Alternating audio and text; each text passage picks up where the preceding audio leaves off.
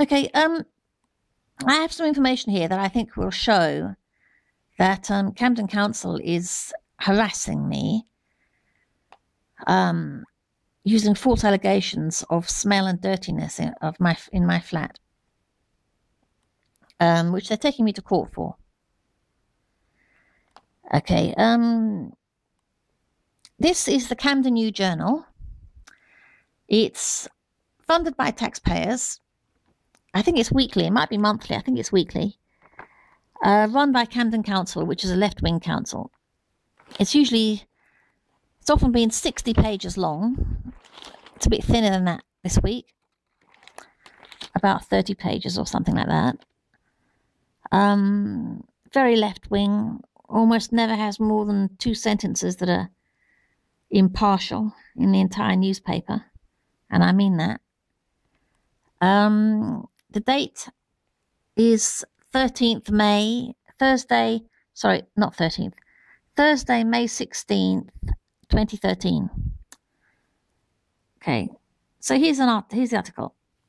Condemned HS2 flats get new kitchens. New bathrooms and kitchens were being installed in a council estate on the same day HS2 bosses wrote to residents confirming for the first time that their homes are to be demolished. The refurbishment to the Regent's Park estate, costing hundreds of thousands of pounds, has been planned for years under the Decent Homes programme. Okay, what's HS2? High Speed 2. It's the new rail link from Birmingham to London. It's going to cost millions and millions and millions of pounds and be paid for by the public, of course, and then probably be sold for tuppence to a private company. It's being built because it will shave, as they say, half an hour of travelling time for the rich people who are the only ones who can afford high-speed rail travel and nonsense like that. It'll shave half an hour off their travelling time. As compared with a present link from Birmingham to London, which is also high speed, which is, fast anyway, and takes about 2.5 hours or 2 hours or something like that. Okay, so aside from that nonsense, which is going to cost the public a lot of money, what else have we got here? We've got Camden spending a lot of money, again, I think from government grants, which is public money, on bathrooms and kitchens to be installed in council flats, public housing. Obviously, taxpayers' expense and that. When these flats are to be destroyed to make way for this new rail link. The new rail link is going to be very damaging to wildlife anyway, cutting through the countryside, where there would previously have been, and where there is at present, wildlife land. Putting in new kitchens and bathrooms and moving people from flat to flat is going to kill some elderly people because old people can't stand change. I don't know why, they just can't. And so lives will be lost, but who cares? Rich people got to make money. And in my opinion, council workers got to get backhanders. That's why they're doing this nonsense. I think because when they give this work to their contractor, Apollo Builders, I think they get backhanders, bribes under the table. That's what I think. Why else would they do this nonsense? Apollo Builders want the work. They don't care that they're costing the environment and the taxpayer. They're criminal scum, there's a lot of it about, isn't there? It's just that when you're rich, you get away with it. You actually get paid for it. Well, you've got power, haven't you? So you pay yourself for it. So what we've got here is bribes for Camden Council if they go along with this. And I think that's why they're so determined to put a bathroom and kitchen in my flat as well. I think they probably get a kickback for every time they do it. So they're harassing me. I'm being taken to court. This has been going on for around 19 months now, over a year, 19 months, since around September 2011. And they're saying that my flat is smelly and dirty. They've applied right in front of my face in court to throw all my stuff out. I'm 50 and I'm poor. It takes a long time to get things together when you haven't got any money. Managed to make a little home for myself. And they want to throw everything out, down to the last teaspoon. They're monsters. They're bad people. The idea is to say that my flat still smells and to blame it on the kitchen and bathroom so they can chuck that out and put the new ones in. They actually sent all their tenants letters saying they could refuse the bathroom and kitchen if they wanted to. And I decided I was happy with my bathroom and kitchen, so there's no point in having a new one really, because I know it can be a long fussy time to get something put in, and some people in the end think it wasn't worth it. So I thought, well, if I'm quite happy, why go through it? My kitchen's not that good looking, but it's quite big and it stores lots of stuff, and could be worse. So I just decided to put up with that. I actually like my bathroom, so I don't want to lose it. I went down to look at Apollo's showrooms for what they've got. The kitchens looked good, but the units are smaller, so they'd actually be storing about 20%, at least 20% less stuff for me.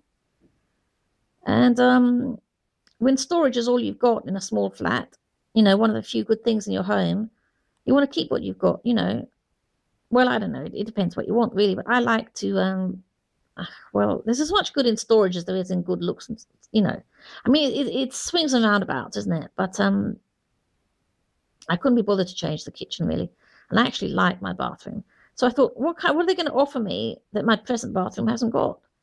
I mean, it needs a bit of redecoration, but the actual furnishing is okay. In fact, it's good. So I went to have a look at Apollo's showrooms, and I was not happy with the bathroom at all. The baths they want to put in are at least 6 inches lower than my present bath. 6 inches lower. So when I got in, I would have at least 6 inches less water to bathe in. I would have around 6, maybe 8 inches of water to bathe in. That's not hygienic. So I thought to myself, I wonder if these are Islamic bathrooms. I've since decided that they probably are, having thought about the implications of the other furnishings as well.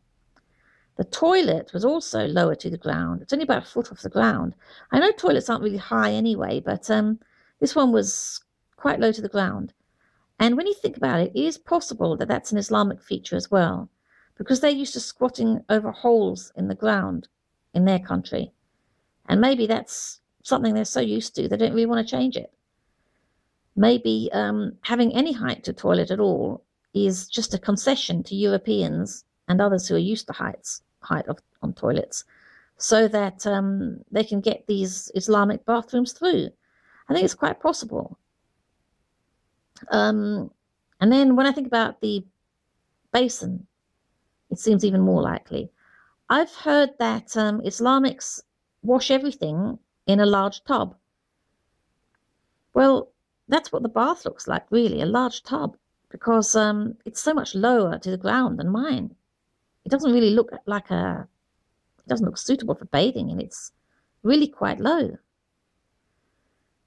So maybe it fits their custom to wash everything, including their hands, whether it's their hands, a plate, anything, it all gets washed in a large tub. So themselves to anything, washing, it all gets washed in a large tub. So they don't really use basins. The basin on offer from Apollo is literally about 1.5 inches deep maximum. I have small hands, I mean, normal hands, but I'm a small person, so I've got hands that aren't very big. And when I put them under the basin just to see how much room there would be to wash my hands, there was literally about half an inch of space left to move my hands in underneath. It would be very difficult to wash your hands in. I can only imagine that whoever designed or chose these bathrooms doesn't really use basins and doesn't want to. They probably consider them an inconvenience and want to minimize the amount of space they take up in order to minimize cleaning of them. They probably just want to dust them once a week or once a month or something. They don't seem to use basins. I do use basins. As a poor person, I've often had to washing in basins. I've even done sheets in basins. I was surprised really to find when I tried doing sheets in a basin that I could do them properly in a basin. I thought the basin would be too small to wash them in. But I was finding it backbreaking washing things in a bath because that's not how I do things. So, or a large tub, as an Islamic, a Muslim would think of a bath, as a large tub. So I tried washing them in a basin, and I found it worked really well. So just out of curiosity, I measured the basin, which is like the one I have presently, and I was surprised to find it was 11 inches deep. 11 inches. That's a European basin. I thought it would be like 6 or 8 inches, but surprisingly, a good deep European basin is 11 inches deep, and you can actually wash a sheet in it. A double sheet for a double bed. Was it a single bed? Okay, a sheet anyway. Certainly a single bed sheet. So anyway, you know, I'm happy with what I've got now, which is a big basin, a normal-sized toilet that fits with the rest of my larger furnishings in the bathroom, and a nice big European bath. They're all in good condition, they're all in great conditions. Nothing wrong with any of them. The bath has one single chip and that's it. It's fine. I think it's not even made out of fiberglass. I think it's made out of the old-fashioned metal and enamel. So that's why it's chipped. That's why it can chip. And it's a really strong bath that would last 100 years or more if it were not replaced needlessly. And they want to replace my bathroom needlessly. So when I saw these new bathrooms that I probably want to put in, I thought to myself, I do not want them. That's no good to me. That's awful. For all these people giving into the council, they won't be happy. They're going to have bother washing their hands for the rest of the time, God knows, till the next time that things are done up, which will probably be in another 50 years' time or so, if ever. You know, if we haven't lost our country by then, it hasn't all been bought up by foreign rich people, and we're not all dead and dying on the street. Do you know what I mean? Or gone already. So anyway, they're going to have a horrible time. Even washing their hands is going to be irritating to them. They won't have room to do that comfortably a single time in their new basins.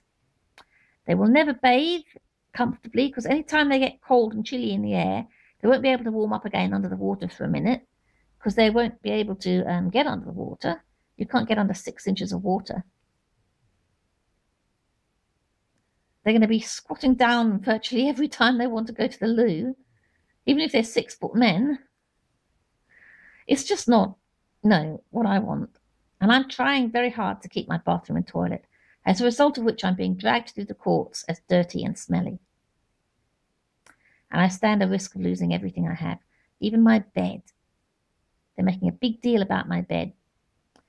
I actually sleep on my sofa here, or quite a lot anyway. And,